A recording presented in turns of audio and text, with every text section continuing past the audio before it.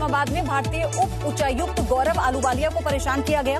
31 मई को आईएसआई के लोगों ने बाइक से उप उच्चायुक्त गौरव आलूवालिया का पीछा किया। दिल्ली में पाकिस्तान उच्चायोग के 2 सदस्य जासूसी के आरोप में पकड़े गए थे। इसके बाद पाकिस्तान बौखलाया हुआ है। दिल्ली पुलिस की स्पेशल सेल ने रेलवे के 2 कर्मचारियों से पूछताछ की। सवाल जवाब के बाद उन्हें छोड़ दिया गया। दोनों कर्मचारियों से 2 पाकिस्तानी जासूसों के पकड़े जाने के मामले में पूछताछ की गई है। दोनों पाकिस्तानी जासूसों को उनके देश वापस भेजा जा चुका है। जम्मू कश्मीर के राजौरी में सुरक्षा बलों की आतंकियों से मुठभेड़ हुई। एनकाउंटर में एक पाकिस्तानी आतंकवादी मारा गया। बालाकोट इलाके में सुरक्षा बलों का ऑपरेशन चल रहा है। 1 से 2 आतंकियों के छिपे होने की आशंका है। सुरक्षा बलों ने इलाके को घेरा हुआ है। सर्च ऑपरेशन चलाया जा रहा है। कर्नाटक के हम्पी और झारखंड के जमशेदपुर में भूकंप के झटके महसूस किए गए। सुबह 6:55 पर भूकंप आया। रिक्टर स्केल पर भूकंप की तीव्रता 4.7 आंकी गई। भूकंप के बाद घर का सामान हिलने लगा। लोगों में दहशत फैल गई। भूकंप आने के बाद लोग अपने अपने घरों से बाहर निकल आए।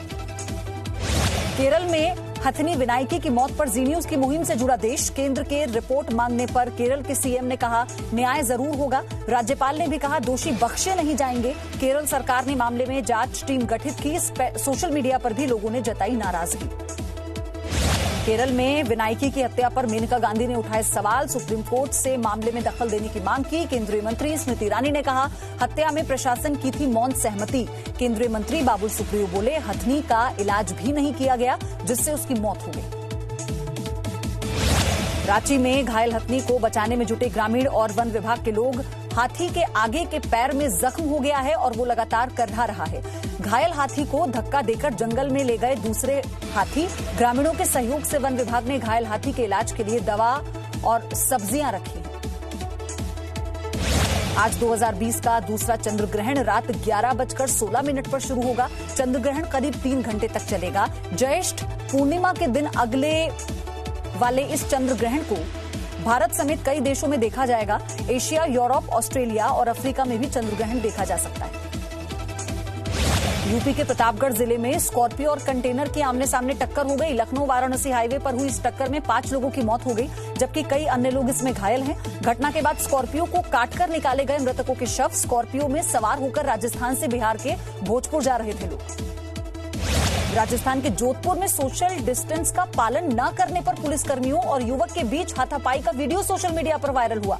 पुलिस के मुताबिक युवक बिना मास्क के बैठा हुआ था। चालान करने पर युवक पुलिस से उलझ गया। इसके बाद पुलिस ने बल प्रयोग कर आरोपी युवक को पकड़ लिया। युवक को पकड़ने के तरीके पर पुलिस की आलोचना हो रही है।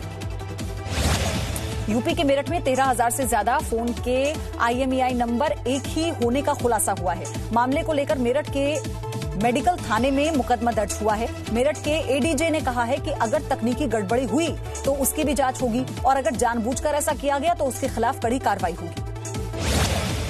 मेरठ में पकड़े गए फर्जी IMEI वाले मोबाइल फोन का चीन से कनेक्शन सामने आया। चीन की वीवो कंपनी का मोबाइल है जिसके एक IMEI नंबर पर देश भर में 13,557 नंबर जारी किए गए हैं। कांग्रेस की राष्ट्रीय महासचिव प्रियंका गांधी ने यूपी सरकार पर निशाना साधा।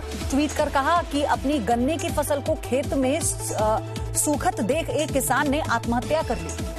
बीजेपी का दावा था कि 14 दिन में पूरा भुगतान कर दिया जाएगा, लेकिन अभी तक इस बात पर सरकार नहीं आई है कि भुगतान कब होगा। सरकार की मिलीभगत से चीनी मिलें करोड़ों रुपए दबाकर बंद हो चुकी हैं। कोरोना पर केंद्र का सुप्रीम कोर्ट में हलफनामा। कहा जिस तादाद में मरीज बढ़ रहे हैं, बड़ी संख्या में अस्थायी अस्पतालों की जरूरत है। स्वास्थ्य सुविधाएं बढ़ाने के लिए सरकार कर रही है पूरी कोशिशें। कोरोना महामारी की वजह से देश के ज्यादातर राज्यों में अस्थायी अस्पताल बनाए गए। देश में कोरोना संक्रमण से ठीक होने वाले मरीजों की तादाद 1,09,461 हो गई। एक्टिव केसों की संख्या 1,10,960 पर पहुंची। पिछले 24 घंटे में कोरोना के 9,851 नए मामले सामने आए। कुल संक्रमितों की संख्या 2,26,000 के पार हो गई है। कोरोना से अब तक 6,348 लोगों की मौत हो चुकी है। दिल्ली में कोरोना संक्रमितों की संख्या लगातार बढ़ रही है। संक्रमितों की तादाद 25,000 के पार हो गई। एक्टिव केस की संख्या 14,456 पहुंच गई। कोरोना से अब तक 9,898 लोग ठीक हो चुके हैं। दिल्ली में अब तक कोरोना संक्रमण की वजह से 650 लोगों की मौत हो चुकी है।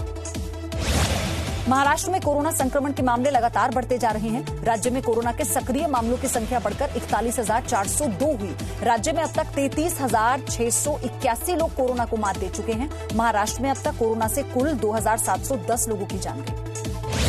महाराष्ट्र में लॉकडाउन के दौरान बंद हुई दुकानें आज खुली। नई गाइडलाइंस के मुताबिक दुकानें ऑड इवन फॉर्मूले पर खोली गई। हालांकि स्कूल, कॉलेजेस और धार्मिक स्थल अभी बंद ही रहेंगे। महाराष्ट्र में 30 जून तक लॉकडाउन लागू है। कोरोना संक्रमित मरीजों की सबसे ज्यादा संख्या महाराष्ट्र में ही है।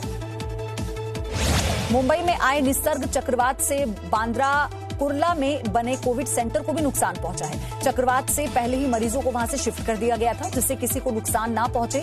समुद्र तट के किनारों पर रहने वाले लोगों को शेल्टर होम्स में शिफ्ट किया गया। अब उन्हें वापस भेजने का काम भी शुरू हो गया। आंध्र प्रदेश में तिरुमाला मंदिर को खोलने की तैयारी शुरू हो गई।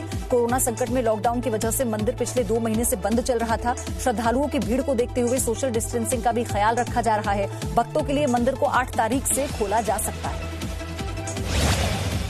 झारखंड में 8 जून से नहीं खुलेंगे धार्मिक स्थल। कोरोना संक्रमण के बढ़ते मामलों के बाद हेमंत सोरेन सरकार ने यह फैसला किया। सभी धार्मिक स्थलों को फिलहाल बंद करने का निर्देश दिया गया। लॉकडाउन के दौरान लोगों को घरों पर रहकर पूजा और इबादत करने का निर्देश दिया।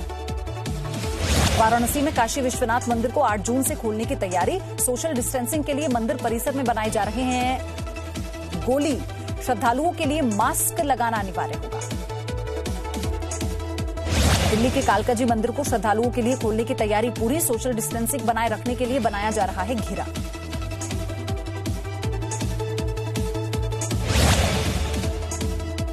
लखनऊ की तकवीतुल इमाम मस्जिद में भी साफ सफाई का काम शुरू हुआ। सोशल डिस्टेंसिंग के लिए बनाए गए घेरे, मस्जिद के वजू खाने के नलों को प्लास्टिक से बंद किया गया। केवल फर्ज की नमाज अता करने के लिए दी गई मंजूरी। 10 साल से कम और 65 साल से ऊपर के लोग नहीं कर सकेंगे प्रवेश। बिना मास्क के किसी को भी एंट्री नहीं मिलेगी। बिहार की राजधानी पटना में 8 जून से खोले जाएंगे होटल। होटल को खोलने के लिए तैयारियां शुरू हो चुकी हैं। पटना के मौर्य होटल में कराई जा रही है साफ सफाई। स्टाफ को कोरोना संक्रमण से बचाने के लिए दी जा रही है ट्रेनिंग। होटल में सैनिटाइजेशन का काम भी शुरू हो गया है।